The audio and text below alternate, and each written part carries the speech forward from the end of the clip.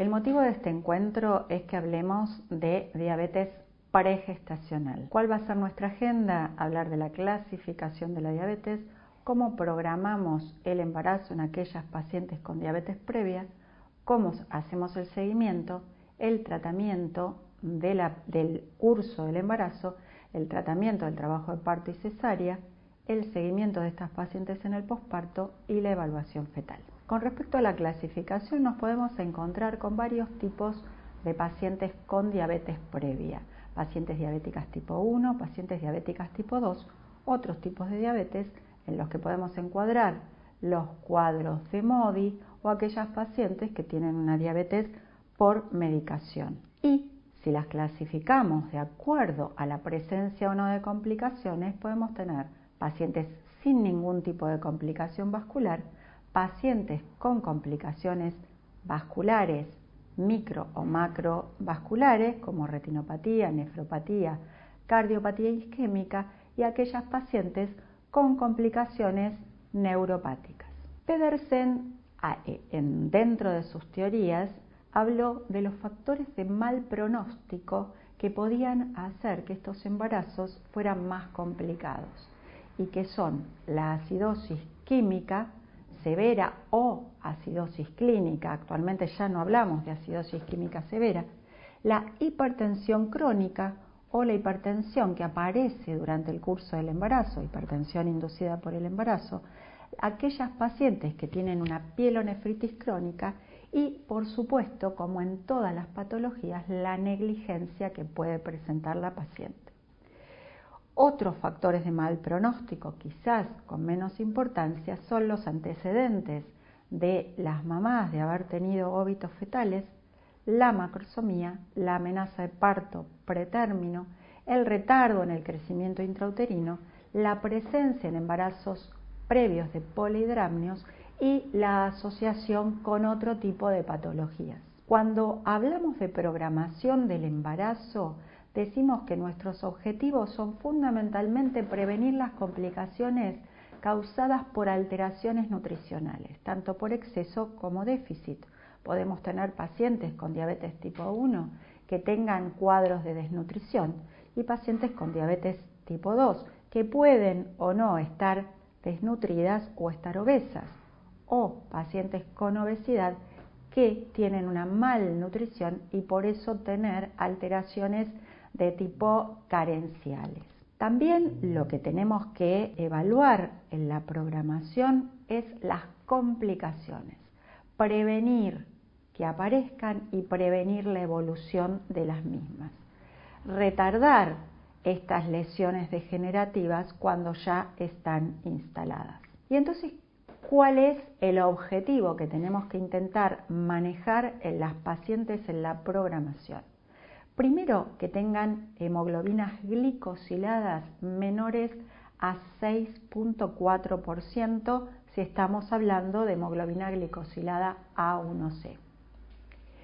Esto debería suceder por lo menos en 2 determinaciones previo al embarazo. El test de fructosamina, que sabemos que evalúa 2 a 3 semanas previas, debería tener valores de menores a 2,85 micromoles y la presencia de cetonuria debería ser negativa. O sea, nuestro objetivo terapéutico en la programación no es ni más ni menos que el objetivo terapéutico en la diabetes mellitus en general. Tenemos que valorar la función renal, valorar el control oftalmológico, ver cómo está el aspecto cardiovascular de estas pacientes y la evaluación de los distintos tipos de neuropatía. ¿Por qué? Porque podemos tener neuropatías digestivas que nos alteren la absorción, complicando más la insulinoterapia. Y por supuesto, en estas pacientes descartar otras patologías autoinmunes asociadas que no hayan sido detectadas previamente. Con respecto a la nefropatía, la evaluación de la proteinuria, microalbuminuria, la función renal, el clearance y la creatininemia entran dentro de todo lo que tiene que ver con la evaluación previa al embarazo. Pero tenemos que tener en cuenta que la proteinuria, si es mayor a 190, aumenta la posibilidad de que esta paciente pueda tener una eclampsia durante el embarazo. Y si la proteinuria es mayor a 400 miligramos, vamos a tener mayor riesgo de alteración en el crecimiento fetal. Cuando tenemos un clearance de creatinina menor a 80 mililitros o la creatinina es mayor a 1.20 miligramos, vamos a ver que hay 4 veces más riesgo de retardo del crecimiento, de preeclampsia y de parto pretérmino. Y recordemos que debemos pedir un clearance de creatinina, que es el gold estándar, también durante el embarazo. Con respecto a la neuropatía, debemos pensar que la paciente puede tener neuropatía autonómica y puede tener neuropatía periférica. Dentro de lo que son las neuropatías autonómicas hay varios temas que nos preocupan. La vejiga neurogénica. Debemos controlar con cultivos, dado que el riesgo de infecciones urinarias en la vejiga neurogénica es mucho mayor. Y esto nos va a aumentar en el curso del embarazo el riesgo de contracciones y de parto pretérmino. También podemos tener gastroparesia y sabemos que la gastroparesia nos genera una alteración en la absorción y va a haber mal vaciamiento gástrico, con lo cual la gastroparesia, ¿qué nos va a generar? Mayor labilidad metabólica. La diarrea neurogénica también nos va a traer varios inconvenientes, dado que altera la absorción de vitaminas, minerales y obviamente de nutrientes esenciales. Con respecto a los ojos, es importante realizar un control previo al embarazo. Ya vamos a ver luego, durante el embarazo, cuáles son los riesgos, pero poder hacer una retinofluoresceinografía de los distintos tipos que se encuentran ahora, una OCT, esta paciente puede requerir una panfotocoagulación, que lo ideal es poder hacerla previo al embarazo. Y por supuesto el tema cardiológico. La evaluación clínica cardiológica es terriblemente importante, un electrocardiograma, como siempre, descartar la presencia de enfermedad coronaria o de neuropatía autonómica cardíaca.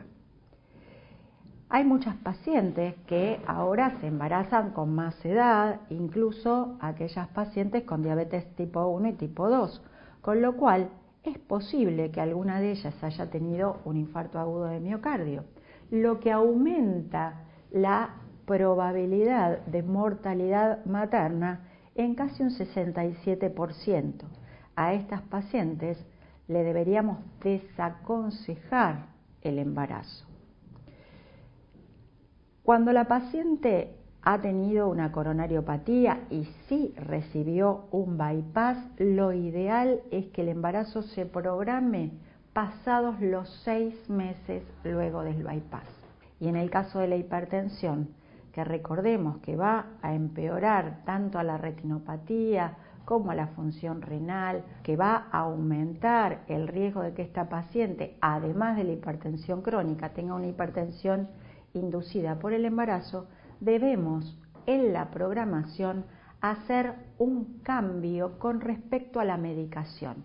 Lo habitual en nuestras pacientes es que estén con inhibidores de la enzima convertidora o con bloqueantes cálcicos o con ARA2, los cuales sabemos que son potencialmente teratogénicos, con lo cual esto deberíamos rotarlo previo al embarazo. Entonces, acá, ¿cómo vamos a hacer en una paciente que ya tiene alguna de estas complicaciones para seguirla durante el embarazo? Vamos a, primero y terriblemente importante, el equipo de atención médica, la presencia de todos los obstetras, el diabetólogo, la licenciada en nutrición, la psicóloga si es necesario, el neonatólogo, la presencia de los familiares y sería ideal poder contar con una educadora en diabetes. El centro de este equipo de atención debe ser la paciente. Vamos a hablar un poquitito para comprender algunas cosas del mayor riesgo de nuestras pacientes, de la fisiología fundamentalmente del riñón. El riñón sufre dilatación de la pelvis, de los cálices y de los uréteres. Esto tiene que ver con varias cosas. Tiene que ver también con la compresión dada por el útero. Entonces, esto va a generar de alguna forma una discreta hidronefrosis y un aumento en el tamaño renal. La longitud del mismo aumenta en 1 a 1.5 centímetros. Va a haber mayor vascularización del riñón, lo que también aumenta el volumen renal. Va a haber hiperfiltración glomerular y disminución, por lo tanto, de la creatinina. Esto es importante porque si yo ya recibo una paciente embarazada y la encuentro que tiene valores de creatinina que son mayores a 0.9 miligramos por decilitros, yo ya puedo pensar que esta paciente tiene un deterioro de la función renal. Y la presión arterial va a descender durante el primer trimestre, un poco condicionada por todos estos cambios fisiológicos que presenta el riñón. Fundamentalmente en estas pacientes, ¿cómo debemos seguirlas? Con un buen control metabólico. Es terriblemente importante el optimizar el control glucémico.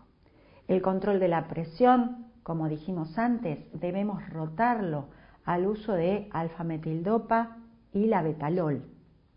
Están total y absolutamente contraindicados los inhibidores de la enzima convertidora y los ARA2.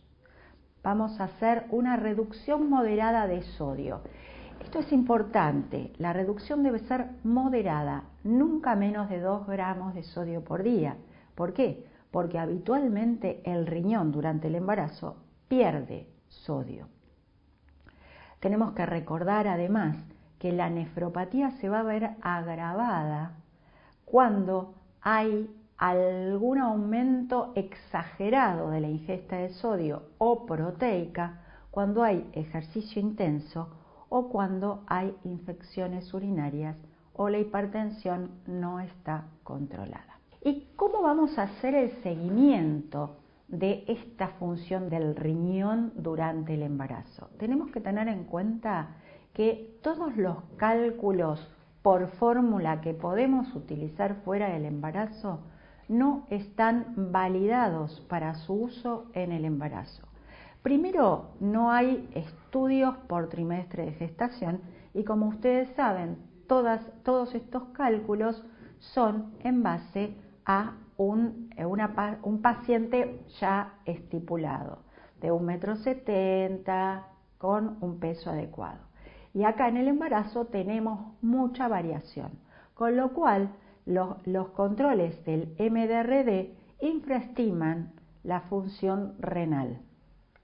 El clearance de creatinina en este caso pasa a ser el gold estándar, con todos los problemas que puede tener por el tipo de recolección, pero la verdad es que es la única forma que podemos seguirla durante el embarazo. Estas pacientes, además de los médicos conformadores del equipo que habíamos dicho antes, tenemos que agregar al nefrólogo como un integrante más de este equipo.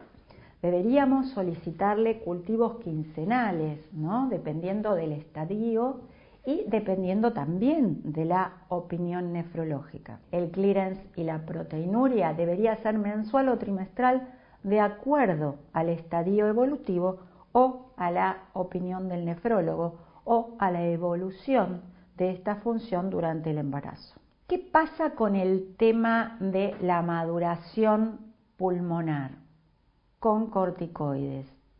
Como después vamos a ver, no tiene indicación absoluta por el hecho de ser diabética, pero En el caso de una paciente que tiene una nefropatía, tenemos que pensar que entre las 28 y las 34 semanas podría ser necesario realizar una maduración pulmonar fetal con corticoides. Esta deberá ser consensuada con el obstetra y el nefrólogo y va a depender fundamentalmente de la función renal residual. Acá algo importante para decir es que en estas pacientes es importantísimo que estén internadas cuando se hace la maduración pulmonar. ¿Y qué pasa con los ojitos? Este es el motivo por el cual es tan importante la programación del embarazo y que la paciente sea fotocoagulada previamente. Sabemos que la retinopatía empeora. Ambos tipos de retinopatías empeoran durante el embarazo. Empeoran aproximadamente en un 65% la retinopatía proliferativa. La no proliferativa empeora en un 14%.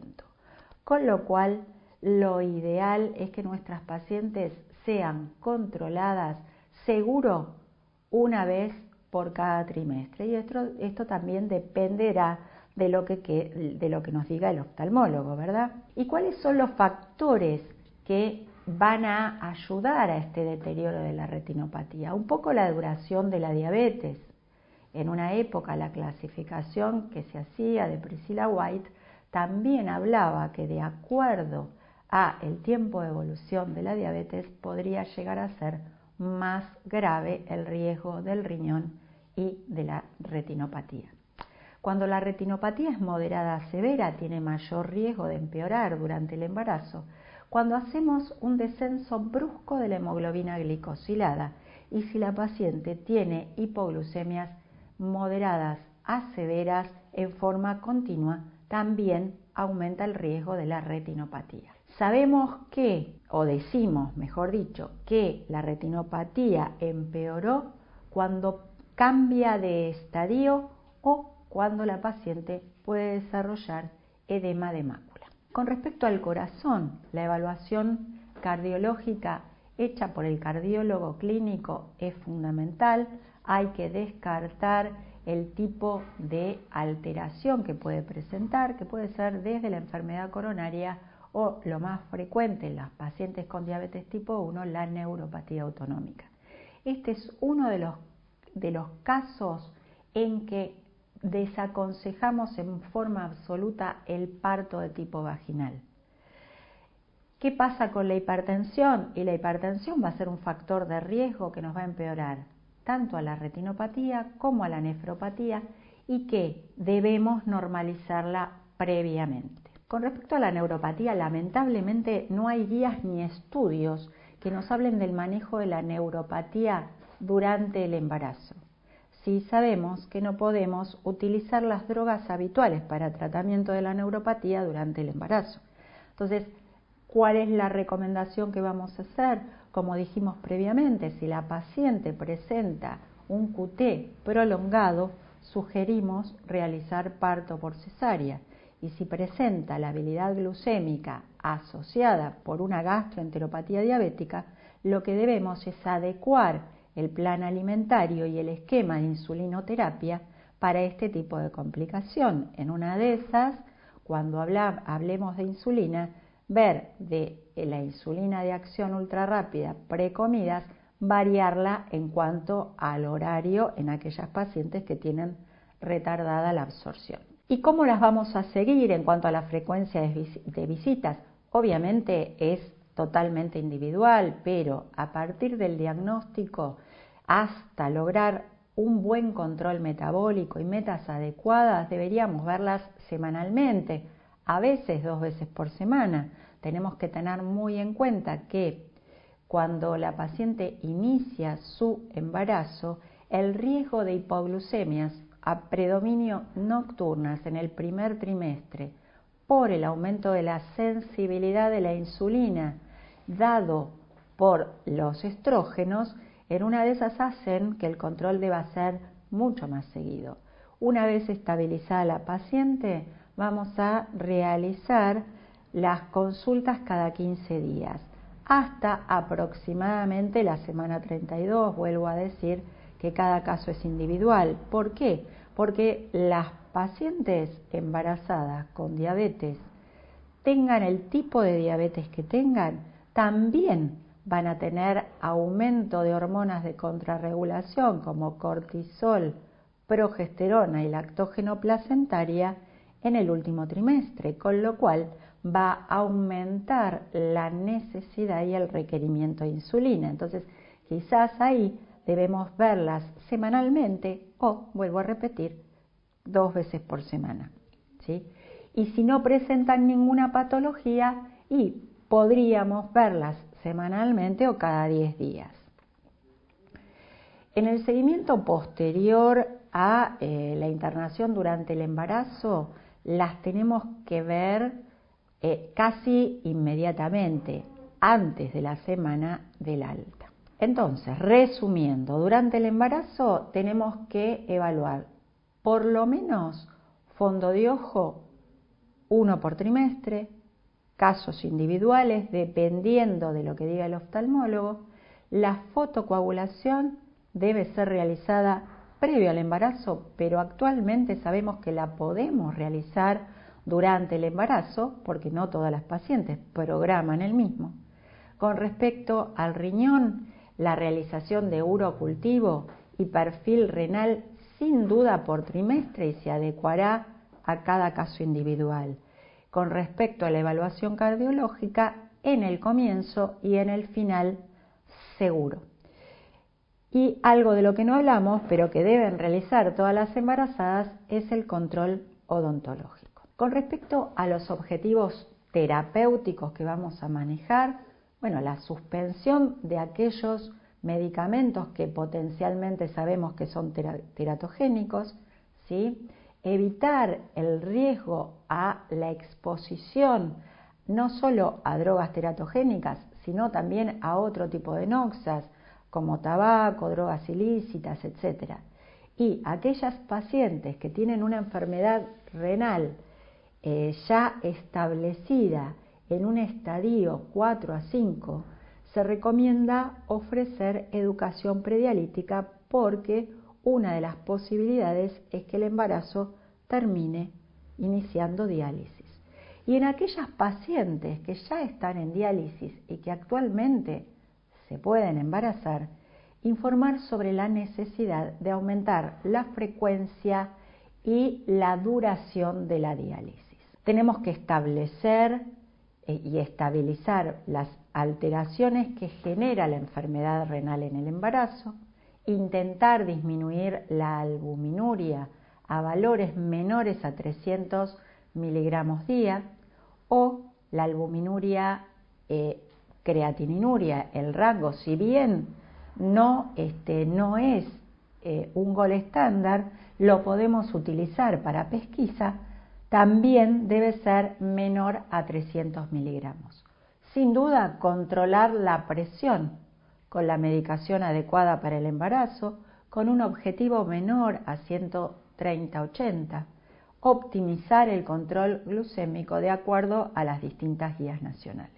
Recomendamos dentro de lo que es el laboratorio, en la primera consulta del primer trimestre, hemograma, glucemia, urea, igual que en otro embarazo, agregar colesterol, triglicéridos, hemoglobina A1C o test de fructosamina. En el primer trimestre nos servirían en realidad un poco para evaluar el estado previo en aquellas pacientes que no programaron el embarazo. Porque sabemos que la hemoglobina glicosilada y el test de fructosamina no son el gol estándar del seguimiento en estas pacientes, dado que hay algo de lo que no hablamos aquí porque no es parte de esta charla, que es la anemia fisiológica que presentan las embarazadas, y eso modifica el valor de hemoglobina glicosilada. Con respecto al test de fructosamina, no hay muchos trabajos que evalúen cuál es el valor adecuado durante el embarazo. Hay un trabajo nacional hecho por el Reboredo y colaboradores en La Plata ya hace muchos años. El problema de esto es que el N total es pequeño, en que nos habla de que el valor objetivo debería ser menor a 250 y que las pacientes que no tienen diabetes tienen habitualmente un test de fructosamina menor a 230 en el segundo embarazo, en el segundo trimestre, y menor a 220 en el tercer trimestre. Pedir el urocultivo en cada trimestre y solicitar las serologías con la misma frecuencia que en cualquier embarazo no complicado. En nuestras pacientes es terriblemente importante dosar hormonas tiroideas, no solo por la asociación que esta patología pueda tener y que además pueda conocer la paciente, sino porque muchas veces el desarrollo de un hipotiroidismo puede ser durante el embarazo. También debemos evaluar la presencia o no de enfermedad celíaca, sobre todo si la paciente previamente no fue estudiada. Y, por supuesto, como lo nombramos en varias oportunidades, la evaluación de la función renal. Hablemos un poco del tratamiento y vamos a tocar en el tratamiento algo de plan alimentario, cuáles son los objetivos de automonitoreo glucémico, para qué nos puede servir la actividad física y algo del tratamiento farmacológico. Con respecto al plan alimentario, lo que vamos a decir específicamente es que a la paciente se le deben dar consejos generales. Son pacientes que probablemente tengan planes alimentarios previos, pero lo que tenemos que evaluar fundamentalmente es la presencia de alguna patología por carencia, terriblemente importante. La dieta y los horarios los debemos ajustar en forma individual, tratando de evitar largos periodos de ayuno, dado que todos los cambios del ayuno van a estar acelerados durante el embarazo. La regularidad en la ingesta y la actividad física, intentar que la paciente tenga un peso adecuado durante la programación del embarazo, pero durante el embarazo todas las pacientes deben aumentar de peso de acuerdo a cuál es el índice de masa corporal con el que empezaron el embarazo. No hay que reducir de ninguna manera el peso en las mujeres obesas.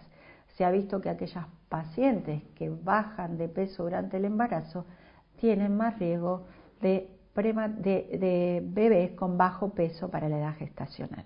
Con lo cual, las obesas deberían ganar por lo menos 7 kilos. Monitorizar el peso en cada consulta, sin duda, para evaluar la presencia o no de edemas, y en el caso de las pacientes con nefropatía, tenemos que adecuar el valor proteico a 0.8 miligramos por kilo de peso basal más el requerimiento de proteínas de acuerdo al trimestre del embarazo. Obviamente con el 50% de ellas de alto valor biológico. Vamos a hablar un poquitito del automonitoreo glucémico. Y en estas pacientes sabemos que lo ideal es que tengamos por lo menos 5 determinaciones. Eso es lo mínimo ideal. Además, se pueden agregar algunas determinaciones a la madrugada o en otros horarios que no son los habituales.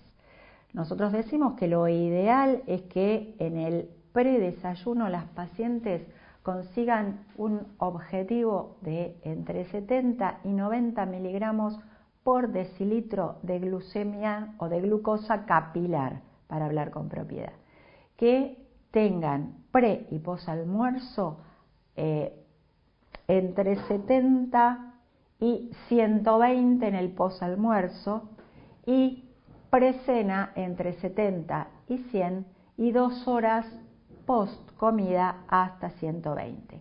Y en el prealmuerzo también es entre 70 y 100. Algunas determinaciones, como la determinación de la madrugada a las 3 de la mañana aproximadamente, entre 90 y 100 miligramos por decilitro, de glucosa capilar. Se puede agregar la medición de cetonuria predesayuno. Esto a veces resulta un poco dificultoso dado la ausencia o disminución de estas tiras de acetona en orina en el mercado actualmente. El sistema Flash, que apareció en nuestro país hace un tiempito, si bien puede llegar a ser muy útil fuera del embarazo, en el embarazo no hay consenso sobre su uso. Esto quiere decir que no se usa así. Muchas veces lo usamos, pero igualmente las pacientes deben realizar glucemia capilar.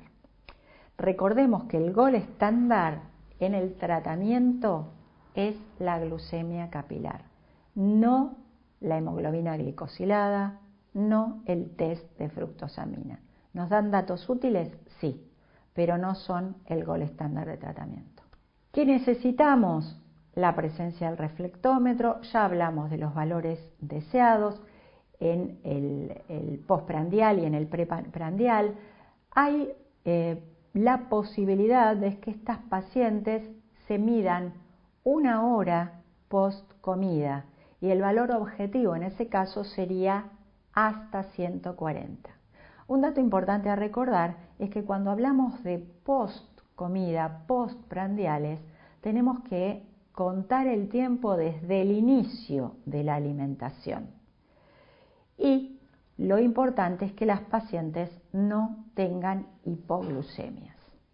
En una época se hablaba, cuando obviamente no había tanta tecnología como para ayudar a las pacientes, de la importancia de realizar promedios. Y se veía que cuando los promedios generales de la glucemia eran mayores a 105, veían que los bebés eran macrosómicos. Y si eran menores a 87, tenían más riesgo de ser de bajo peso para la edad gestacional. Utilizamos habitualmente esta grilla en la que ponemos los valores de antes y después del desayuno, sin la hora, y vamos a hablar un poquitito de actividad física.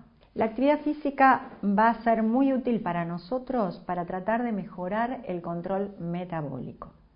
Los ejercicios deben ser idealmente de tipo isotónicos que movilicen extremidades superiores. Van a estar contraindicados si hay aumento de las contracciones, cuando el embarazo es un embarazo múltiple, cuando hay hipo o hiperglucemias, si hay cetoacidosis o cetosis, en aquellas pacientes que tienen antecedentes de arritmia o que han tenido infartos previamente, en las pacientes que están con una hipertensión inducida por el embarazo y en aquellas pacientes que tienen una diabetes pregestacional y que tienen una nefropatía, una retinopatía proliferativa o hacen hipoglucemias súbitas. Y acá también podríamos agregar una neuropatía autonómica cardíaca. Hablemos un poco del tratamiento farmacológico.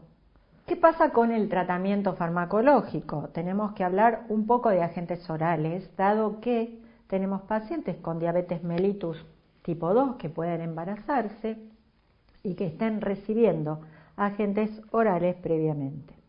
No están aprobados para su uso en diabetes, tanto pre como gestacional.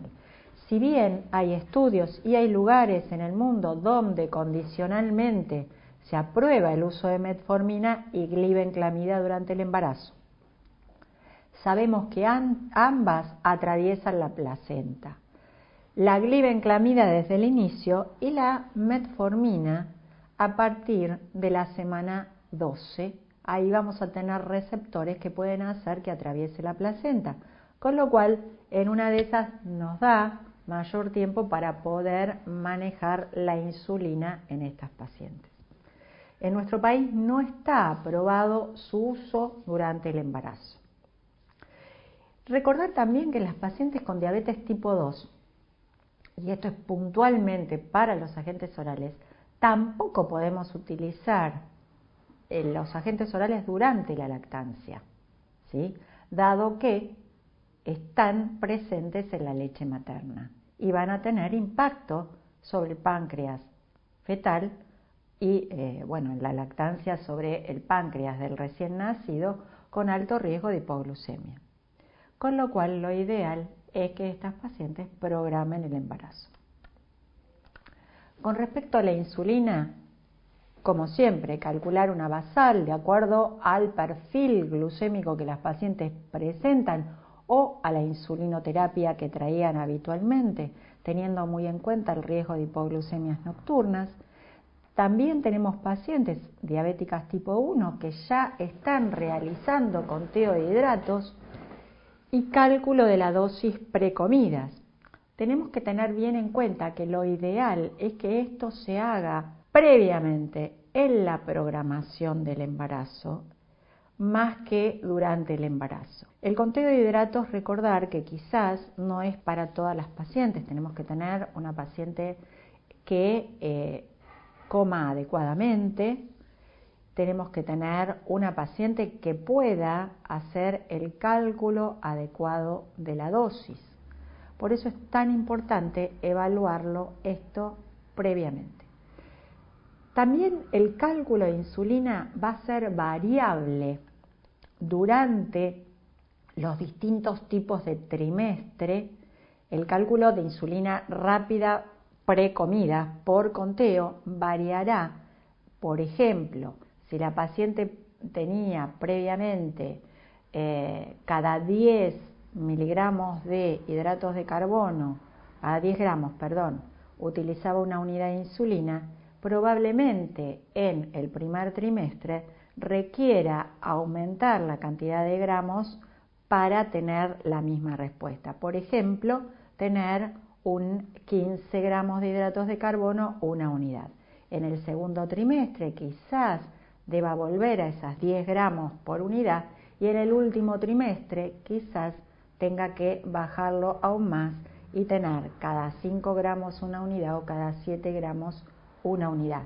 Esto es muy individual y depende mucho de la paciente. Con respecto a las pacientes con diabetes mellitus tipo 2, una de las formas es calcular 0,1 a 0,2 unidades en el inicio e ir adecuándolas de acuerdo a cómo sea el control metabólico. Con respecto a la insulinoterapia, ya, gracias a Dios, no existen insulinas o prácticamente no existen insulinas de origen animal, pero cuando existían lo que debíamos hacer era cambiarla a una insulina humana por lo menos 6 meses antes por el riesgo de anticuerpos antiinsulina que pudieran generar labilidad. Si la paciente presentaba tratamiento con análogos ultralentos, hay que ver si estos análogos son o no análogos aprobados para su uso en embarazo. Si no es así, deberíamos rotar a insulina NPH o insulina de Temir, que es la que tenemos aprobada para su uso en el embarazo. Con respecto a los esquemas, son terriblemente individualizados en estas pacientes. Podemos tener múltiples dosis con 3 dosis de NPH, más insulinas de acción rápida precomida, 2 dosis de NPH y acción rápida, solo insulina NPH, de acuerdo a lo que la paciente vaya a requerir, ¿sí? Y también podemos tener una insulina ultralenta, como dijimos antes, como la de Temir, y agregarle a esto las insulinas de acción rápida precomidas. También podemos manejar, como hablábamos antes, el conteo de hidratos y aquellas pacientes que están con microinfusor previo al embarazo pueden seguir con el microinfusor durante el mismo, haciendo los ajustes del esquema de insulinización de acuerdo al trimestre del embarazo.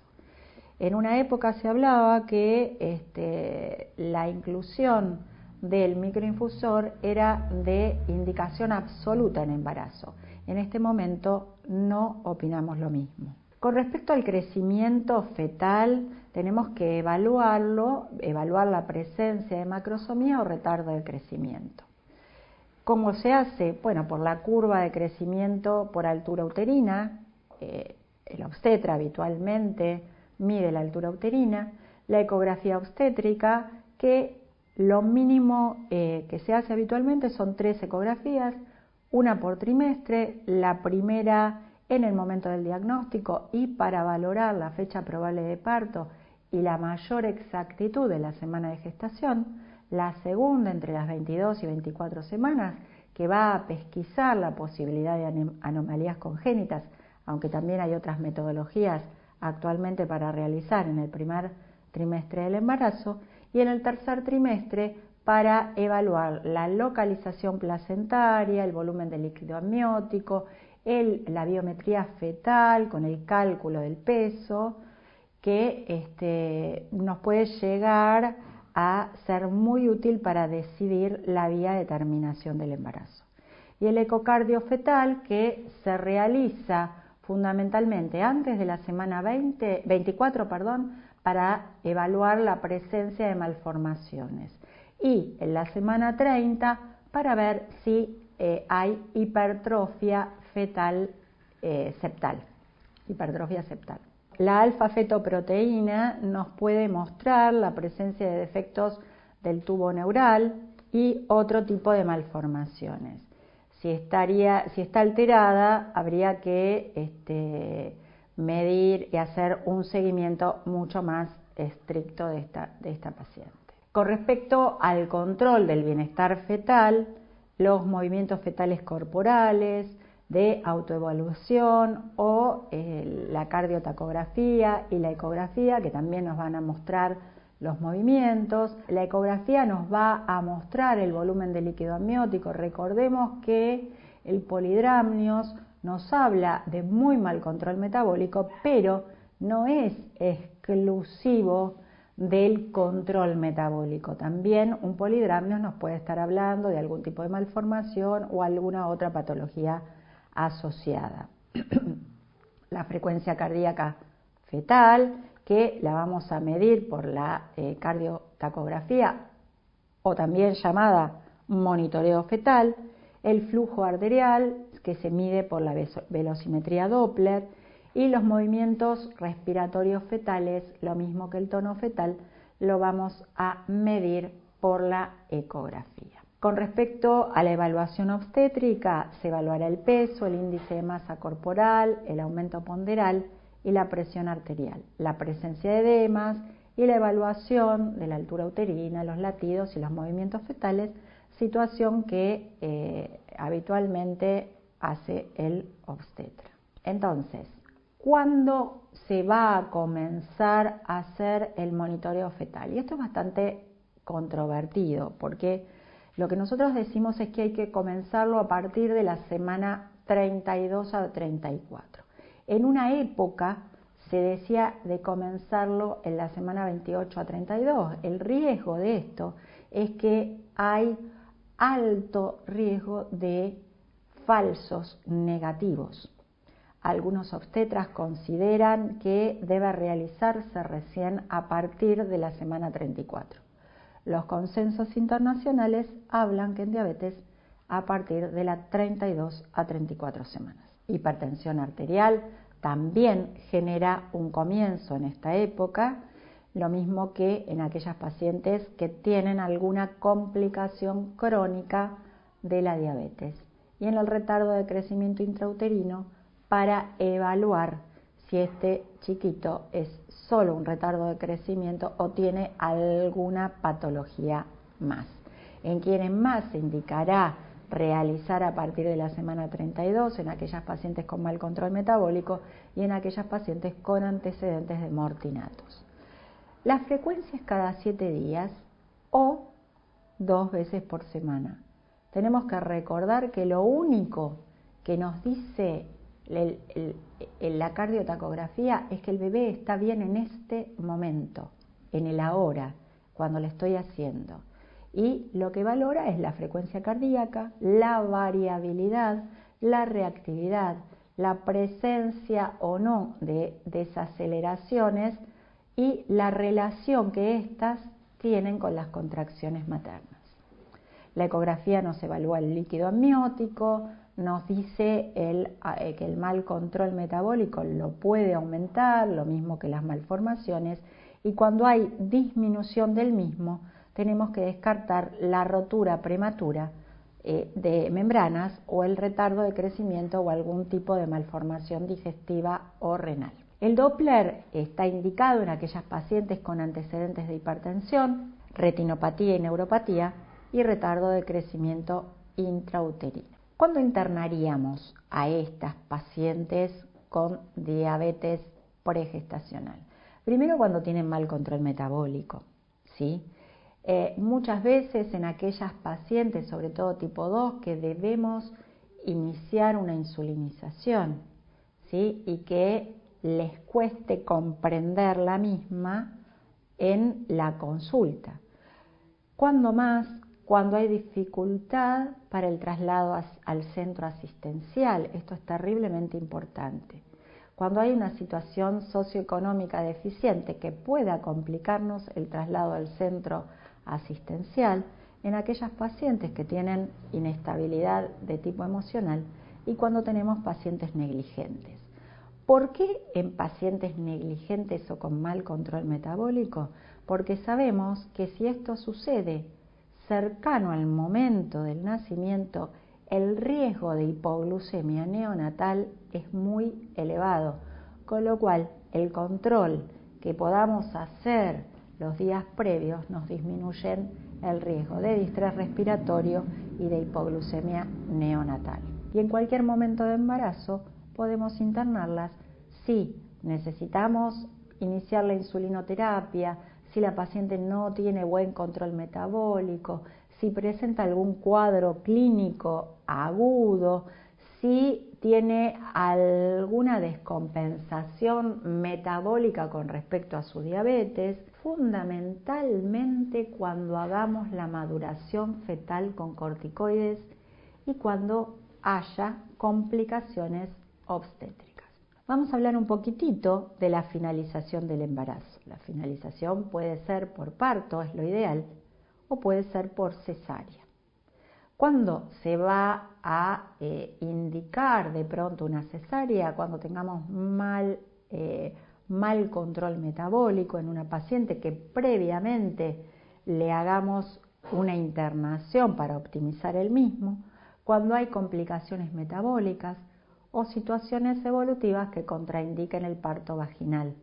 Y por supuesto, esto es de indicación absolutamente obstétrica. Hay que consensuar, pero el que indica la cesárea es el obstetra.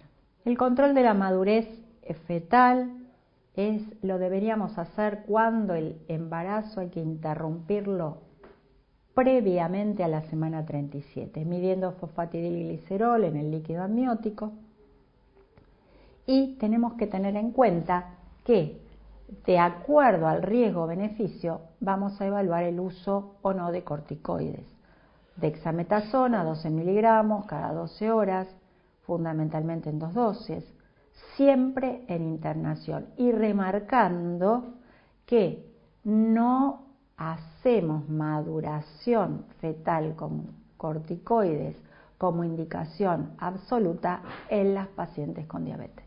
Bueno, con respecto al trabajo de parto en sí, podemos tener un trabajo de parto espontáneo, podemos tener una inducción, puede ser una cesárea de urgencia, puede ser una cesárea programada. Y lo que tenemos que evitar son las complicaciones maternas y fetales. Entonces, ¿cuál es la indicación? La indicación es mantener la glucemia entre 80 y 120 miligramos por decilitro mientras dure el trabajo de parto. Cuando no es programado, bueno, la paciente puede empezar con su trabajo de parto inmediatamente después de haber comido, inmediatamente después de haberse administrado la insulina. Entonces es importante evaluar cuándo fue administrada la última dosis de insulina y el tipo de insulina. ¿Qué vamos a hacer? Vamos a colocar un aporte de glucosado al 5%, que variaremos la cantidad de aporte líquido para darle aproximadamente 5 gramos hora, y esto lo modificaremos de acuerdo al control glucémico que tengamos. Entonces, ¿qué vamos a hacer? Esta es una alternativa, que es utilizar glucemias capilares cada 2 horas hasta que comienza el trabajo de parto activo. Cuando comienza el trabajo de parto activo, vamos a realizar glucemias capilares en forma horaria hasta que se desencadene el mismo o realicemos una cesárea. Y veremos de aplicar, esta es una alternativa, insulina regular de forma subcutánea de acuerdo a la glucemia capilar si lo requiere, o aumentaremos el goteo si es que la paciente está con valores inferiores a 70. Otra de las formas que podemos utilizar, y quizás es la más adecuada, pero tenemos que saber con qué contamos en nuestro lugar de atención, es con la bomba de infusión continua, en que iniciaremos una infusión de insulina si la glucemia es mayor a 120 con 0,5 a 1 unidad por hora, y si la glucemia desciende, lo que podemos hacer es cerrar o disminuir el goteo de insulina y aumentar el aporte de glucosa intravenosa. Si la glucemia se mantiene en valores entre 80 y 120, vamos a continuar con 0,5 a 1 unidad. Recordemos también que la hipoglucemia disminuye las contracciones efectivas durante el trabajo de parto. Ahora bien, nosotros en la mayor parte de las veces lo que tenemos es una cesárea o un parto programado. ¿Por qué? Porque aquellas pacientes que están con insulinoterapia habitualmente terminan su embarazo o tienen indicación de terminar su embarazo en la semana 38, con lo cual muchas veces el parto no se va a desencadenar fácilmente y uno deberá inducir el parto, o estas pacientes pueden tener indicación de cesárea. Si es una cesárea, la indicación es realizarla a primera hora de la mañana y evitando los fines de semana. En este caso, suspendemos la dosis de insulina matinal, trataremos de que no tenga más de 6 horas de ayuno y pondremos una infusión de dextrosa, haciendo un control glucémico cada 2 horas, y si la glucemia es mayor a 120, iniciamos insulinoterapia. Como describimos previamente, en estas pacientes lo ideal es utilizar una bomba de infusión continua. ¿Qué pasa cuando ya la paciente tuvo a su bebé en el posparto inmediato? En el posparto inmediato, sea del tipo que sea, suspendemos la insulinoterapia luego del nacimiento en forma inicial y hacemos un control metabólico estricto. Actualmente a las pacientes con cesárea se las comienza a nutrir previamente. Podemos controlar las glucemias cada 4 horas hasta iniciar la ingesta y después realizar correcciones precomidas. ¿Y cuándo reiniciaríamos la insulinoterapia basal? A partir de glucemias mayores a 160 en forma continua, o cuando el requerimiento de corrección sea mayor a 10 o 15 unidades de insulina por día. Hay algunos autores que hablan que deberíamos comenzar con la dosis previa al embarazo. Realmente la paciente luego del parto y en el primer tiempo tiene riesgo de hipoglucemia. Acá no vamos a hablar de lactancia, pero sí vamos a tener en cuenta que durante la lactancia la paciente puede hacer hipoglucemias posteriores a dar de mamar. Con lo cual, por un lado, esto evita que utilicemos altas cantidades de insulina, quizás como las que tenía previamente al embarazo, y por el otro lado tendríamos que hacer algún tipo de colación previo a dar de mamar para evitar esta hipoglucemia. Uno de los datos que tenemos que tener en cuenta, que no lo hablé en programación del embarazo, pero que tiene que ver con la reposición de ácido fólico, que lo ideal es iniciarlo 3 meses antes del embarazo y continuarlo durante el primer trimestre.